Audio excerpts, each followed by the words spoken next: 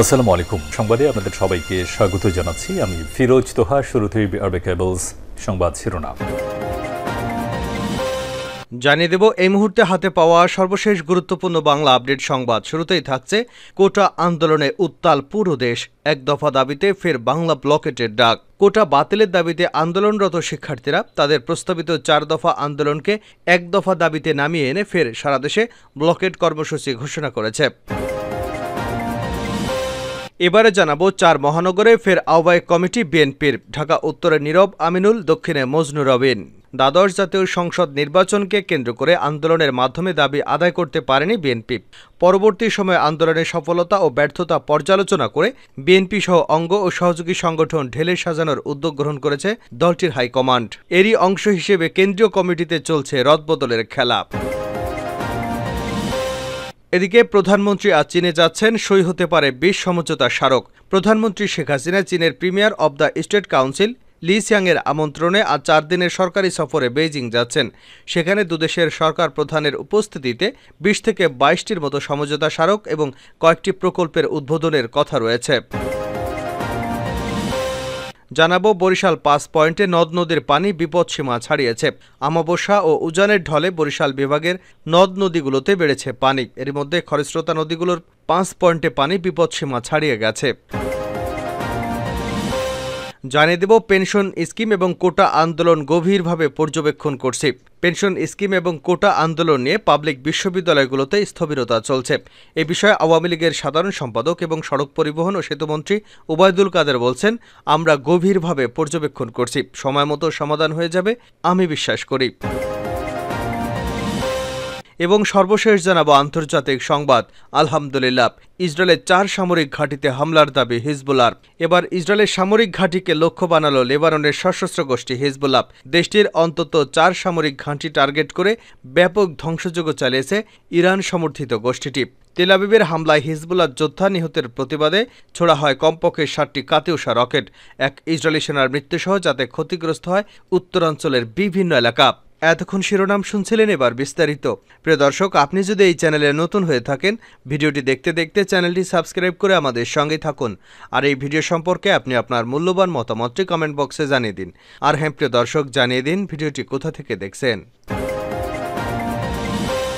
কোটা আন্দোলনে উত্তাল দেশ, এক দফা দাবিতে ফের বাংলা ব্লকেটের ডাক।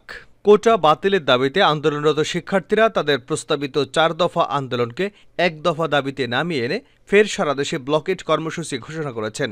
সাধারণ শিক্ষার্থীদের প্ল্যাটফর্ম বৈষম্য বিরোধী ছাত্র আন্দোলনের নেতারা বিষয়টি গণমাধ্যমকে জানান। রোববার রাত 8টায় শাহবাগে অবরোধ কর্মসূচি শেষে নতুন এই কর্মসূচি ঘোষণা করেন আন্দোলনের অন্যতম সমন্বয়ক নাহিদ ইসলাম।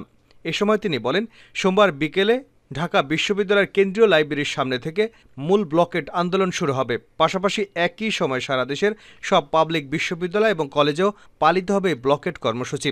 শিক্ষার্থীদের বর্তমান এক দফা দাবি হল সব গ্রেড এবং সব ধরনের অযৌক্তিক এবং বৈষম্যমূলক কোটা বাতিল করে সংসদে আইন পাশ করতে হবে। এর আগে কোটা বিরোধী আন্দোলনরত শিক্ষার্থীদের পূর্ব ঘোষিত বাংলা ব্লকেট কর্মসূচির ফলে অনেকটাই স্থবির হয়ে পড়ে পুরো রাজধানী। সরকারি চাকুরিতে কোটা ব্যবস্থা বাতিল করে 2018 সালে সরকারের জারি করা পরিপত্র পুনর্বহাল সহ 4 দফা দাবিতে আন্দোলনকারীরা রোববার রাজধানীর শাহবাগ মোড়ের সঙ্গে অবস্থিত হোটেল ইন্টারকন্টিনেন্টাল মোড়ে অবরোধ করে অবস্থান নেন। এর আগে বৈষম্য বিরোধী ছাত্র আন্দোলনের ব্যানারে আন্দোলনরত শিক্ষার্থীরা দাবি আদায়ে বাংলা ব্লকেট কর্মসূচির অংশ হিসেবে রোববার বেলা 3:15টায় ঢাকা বিশ্ববিদ্যালয়ের গ্রন্থাগারের সামনে থেকে মিছিল শুরু করেন। পরে মিছিলটি ক্যাম্পাসের বিভিন্ন সড়ক ঘুরে টিএসসি হয়ে শাহবাগ মোড়ে এসে বিকাল 3:45টার দিকে অবরোধ করে অবস্থান নেন। এতে করে রাজধানীর গুরুত্বপূর্ণ এই মোড় দিয়ে সব ধরনের যান চলাচল বন্ধ হয়ে যায়। এদিকে ঢাকা বিশ্ববিদ্যালয় সহ বিভিন্ন বিশ্ববিদ্যালয় এবং কলেজে ক্লাস পরীক্ষা বর্জন এবং ছাত্রদের ধর্মঘট কর্মসূচি পালনের ঘোষণা দিয়ে বেলা 2:30টার পর শিক্ষার্থীরা ঢাকা বিশ্ববিদ্যালয়ের কেন্দ্রীয় গ্রন্থাগারের সামনে জড়ো হতে থাকেন। পরে বিশ্ববিদ্যালয়ের বিভিন্ন আবাসিক হল এবং বিভাগের ব্যানারে খণ্ড খণ্ড মিছিল নিয়ে ছাত্রছাত্রীরা আসতে থাকেন। ফলে বেলা 3:15টার সময় গ্রন্থাগারের সামনের সড়ক জনসমুদ্রে পরিণত হয়। আন্দোলনরত শিক্ষার্থীরা রাজধানীর গুরুত্বপূর্ণ কয়েকটি পয়েন্টে অবরোধ করায় এসব এলাকার মধ্য দিয়ে যান চলাচল বন্ধ হয়ে গেলে কার্যত স্থবির হয়ে পড়ে পুরো রাজধানী। ঢাকা মহানগরে ফের আহ্বায়ক কমিটি বিএনপির। ঢাকা উত্তরে নীরব আমিনুল, দক্ষিণে মজনু রবিন। দ্বাদশ জাতীয় সংসদ নির্বাচনকে কেন্দ্র করে আন্দোলনের মাধ্যমে দাবি আদায় করতে পারেনি বিএনপি। পরবর্তী সময়ে আন্দোলনের সফলতা ও ব্যর্থতা পর্যালোচনা করে বিএনপি সহ অঙ্গ ও সহযোগী সংগঠন ঢেলে সাজানোর উদ্যোগ নিয়েছে দলটির হাইকমান্ড। এরই অংশ হিসেবে কেন্দ্রীয় কমিটিতে বড় রদবদলের পর এবার 4 গুরুত্বপূর্ণ মহানগরে নতুন আংশিক কমিটি দিয়েছে। প্রায় 3 বছর পর ঢাকা মহানগর উত্তর ও দক্ষিণে আবারও আহ্বায়ক কমিটি ঘোষণা করা হয়েছে।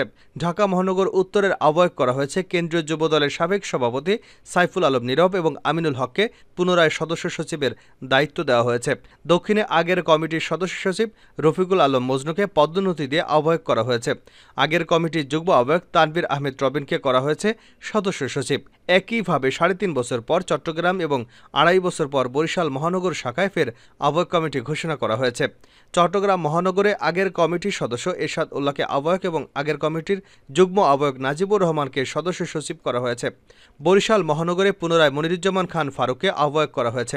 আগের কমিটির যুগ্ম আহ্বায়ক জিয়াউদ্দিন শিকদারকে সদস্য সচিব এবং 1 নং যুগ্ম আহ্বায়ক করা হয়েছে আফরোজা খানম নাসরিনকে। রোববার বিএনপির সিনিয়র যুগ্ম মহাসচিব অ্যাডভোকেট রুহুল কবির রিজভী স্বাক্ষরিত এক সংবাদ বিজ্ঞপ্তিতে এ 4 মহানগরের কমিটি ঘোষণা করা হয়। বিএনপির দায়িত্বশীল নেতারা জানান, এসব কমিটির নেতৃত্বে বাছাই ত্যাগ এবং সাংগঠনিক নেতাদেরকে অগ্রাধিকার দেওয়া হয়েছে। গত আন্দোলনের মাঠে থেকে তারা নেতৃত্ব দিয়েছেন। কেউ কেউ গ্রেপ্তারও হয়েছিলেন। বিশেষ করে ঢাকা মহানগর উত্তর ও দক্ষিণের কমিটিতে যাদের স্থান দেওয়া হয়েছে তারা রাজপথের পরীক্ষিত এবং ত্যাগী নেতা। মাঠের কর্মসূচিতে সবসময় সক্রিয় থাকে 4 জনই। 7 জানুয়ারি নির্বাচনের আগে গ্রেপ্তার হয়েছিলেন যারা কারাগারে থেকেছেন দীর্ঘদিন। প্রধানমন্ত্রী চীন যাচ্ছেন, সই হতে পারে 20 সমঝোতা স্মারক। প্রধানমন্ত্রী শেখ হাসিনা চীনের premier of the state council Li সিয়াংয়ের আমন্ত্রণে 4 দিনের সরকারি সফরে বেইজিং যাচ্ছেন। সেখানে দুদেশের সরকার প্রধানদের উপস্থিতিতে 20 থেকে 22টির মতো সমঝোতা স্মারক স্বাক্ষর এবং কয়েকটি প্রকল্পের উদ্বোধনের কথা রয়েছে। মঙ্গলবার সকাল 11টায় বাংলাদেশ বিমানের বিশেষ ফ্লাইট যোগে বাংলাদেশ ত্যাগ করবেন প্রধানমন্ত্রী। একই দিন চীনের স্থানীয় সময় সন্ধ্যা 6টায় বেইজিং আন্তর্জাতিক বিমানবন্দরে অবতরণ করবেন। সেখানে প্রধানমন্ত্রীকে গার্ড অব অনার সহ যথাযথ অভ্যর্থনা জানানো হবে। অর্থমন্ত্রী, পররাষ্ট্রমন্ত্রী, প্রধানমন্ত্রীর বেসরকারি শিল্প ও বিনিয়োগ উপদেষ্টা, বাণিজ্য প্রতিমন্ত্রী, জ্বালানি ও খনিজ সম্পদ প্রতিমন্ত্রী, তথ্য ও যোগাযোগ প্রযুক্তি প্রতিমন্ত্রী, পররাষ্ট্র সচিব, অন্যান্য সচিব সহ উচ্চ পর্যায়ের সংশ্লিষ্ট সরকারি কর্মকর্তারা প্রধানমন্ত্রীর সফরসঙ্গী হবেন। চীন সফরকালে প্রধানমন্ত্রী চীনের president, premier of the state council CPPCC ও জাতীয় কমিটির চেয়ারম্যান এবং এশিয়ান ইনফ্রাস্ট্রাকচার ইনভেস্টমেন্ট ব্যাংকের প্রেসিডেন্টদের সঙ্গে সাক্ষাৎ করবেন। বরিশালে 5 পয়েন্টে নদ নদীর পানি বিপদসীমা ছাড়িয়ে গেছে। অমাবস্যা এবং উজানের ঢলে বরিশাল বিভাগের নদ নদীগুলোর পানি বাড়ছে। এর মধ্যে খরস্রোতা নদীগুলোর 5 পয়েন্টে পানি বিপদসীমা ছাড়িয়ে গেছে। রোববার সন্ধ্যায় বরিশাল পানি উন্নয়ন বোর্ডের উপসহকারী প্রকৌশলী তাজুল ইসলাম এ তথ্য জানিয়েছেন। তিনি জানান, ঝালকাঠি জেলা সদর এবং বরগুনার বেতাগী উপজেলা পয়েন্টে বিকাল 3টায় বিষখালী নদীর পানি বিপদসীমা অতিক্রম করেছে। এছাড়া ভোলা তজুমুদ্দিন উপজেলা পয়েন্টে 60 মিলিমিটার এবং দৌলতখান উপজেলা পয়েন্টে 31 মিলিমিটার উপর দিয়ে সুরমা মেঘনা নদীর পানি প্রবাহিত হচ্ছে। অপরদিকে পিরোজপুরের বালেশ্বর নদীর পানি বিপদসীমার 4 সেন্টিমিটার উপর দিয়ে প্রবাহিত হচ্ছে। এছাড়া পিরোজপুরের উমেদপুর এলাকায় কচা নদীর পানি বিপদসীমার 1 সেন্টিমিটার নিচে রয়েছে। বরিশালের কীর্তনখোলা নদীতে পানি বিপদসীমার 5 সেন্টিমিটার নিচে রয়েছে। পাশাপাশি ভোলা, খেয়াঘাট সংলগ্ন তেঁতুলিয়া, পটুয়াখালী, মির্জাগঞ্জ, বরগুনার আমতলী পয়েন্টে পায়রা নদীর পানি বেড়েছে। তাজুল ইসলাম বলেন, দক্ষিণাঞ্চলের বর্ষাকালে পানি বৃদ্ধির চিত্র স্বাভাবিক। অমাবস্যার প্রভাবে টানা বৃষ্টিতে নদীর পানি আরও বাড়িয়েছে। তবে দক্ষিণাঞ্চলে বন্যা পরিস্থিতি সৃষ্টি হওয়ার আভাস নেই।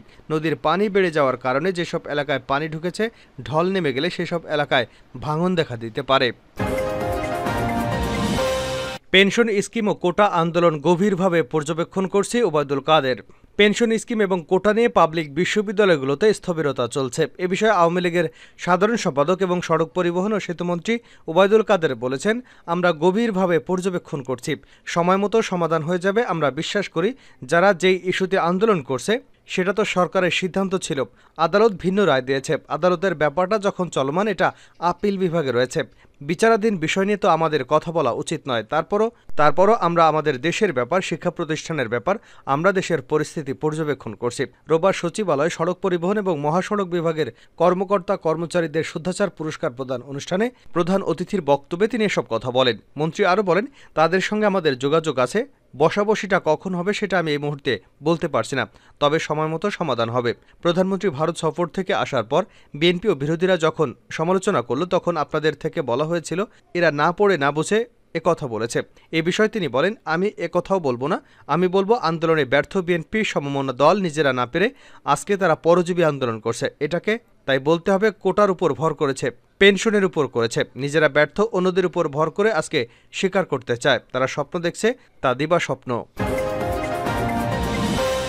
ইসরায়েলের 4 সামরিক ঘাঁটিতে হামলার দাবি হিজবুল্লাহর। এবার ইসরায়েলের সামরিক ঘাঁটিকে লক্ষ্য বানালো লেবাননের সশস্ত্র গোষ্ঠী হিজবুল্লাহ।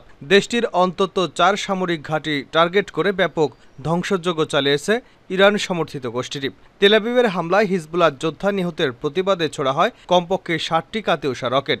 এক ইসরায়েলি সেনার মৃত্যুসহ যাতে ক্ষতিগ্রস্ত হয় উত্তরাঞ্চলের বিভিন্ন এলাকা। দিনের পর দিন ইসরায়েলি ভূখণ্ডের আরও ভেতরে হামলা চালাচ্ছে লেবাননের সশস্ত্র গোষ্ঠী হিজবুল্লাহ।